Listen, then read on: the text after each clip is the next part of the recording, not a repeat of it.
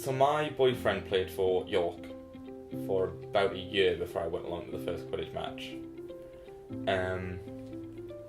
It was down in Derby. It was a terrible day. It was raining. It was muddy. But I think by the final of that tournament, I was crying because I was so invested in the game. I went along to Durham's team and I trained with them. And that was the first time I'd actually played the sport. So I trained with them once. And then after that, the university approached me and said, will you help us open a Quidditch team? And with that one training match experience, I began coaching the university team. We have our national tournament, Development Cup, which is sort of the lower of the two national tournaments. And we are hosting our own tournament for the first time this year, which is Hatchling Cup, which we're super excited about. It's a tournament that's it's based around new players and new teams getting more experience before going into the big leagues. So we started in September. So by now we've been playing for about 6-7 months, I think. After Christmas, we really struggled to retain players. Not many people were really interested in coming back to keep playing. I think this was mostly because there weren't that many people to begin with.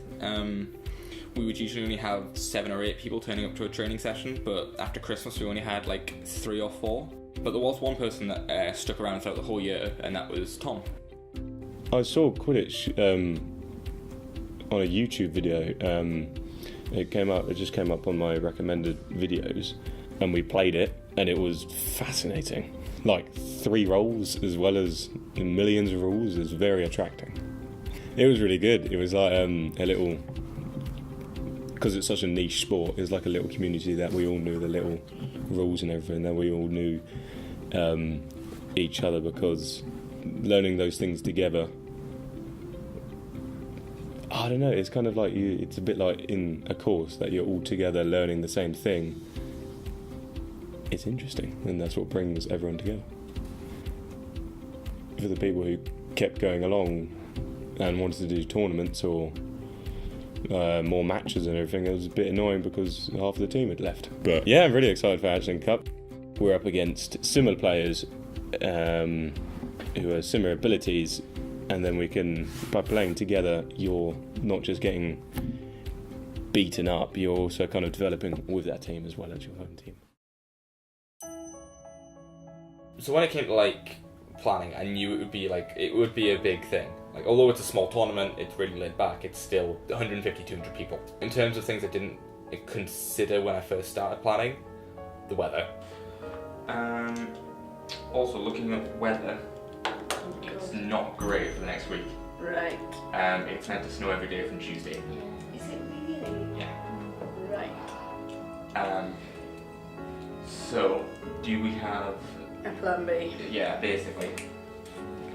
I might have to actually leave that one with me. That really threw a spanner in the works.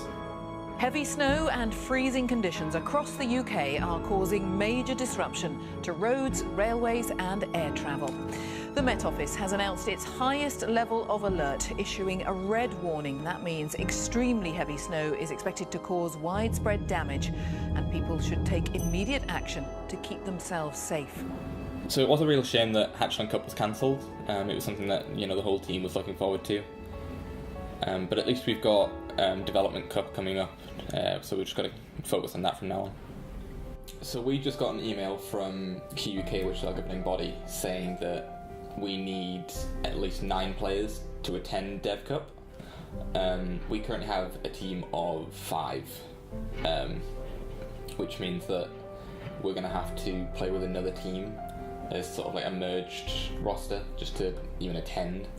I mean, it's really disappointing just because we're not really going to a tournament under our own steam in our first year, especially following the Hatchling being cancelled. It's not the outcome that we wanted.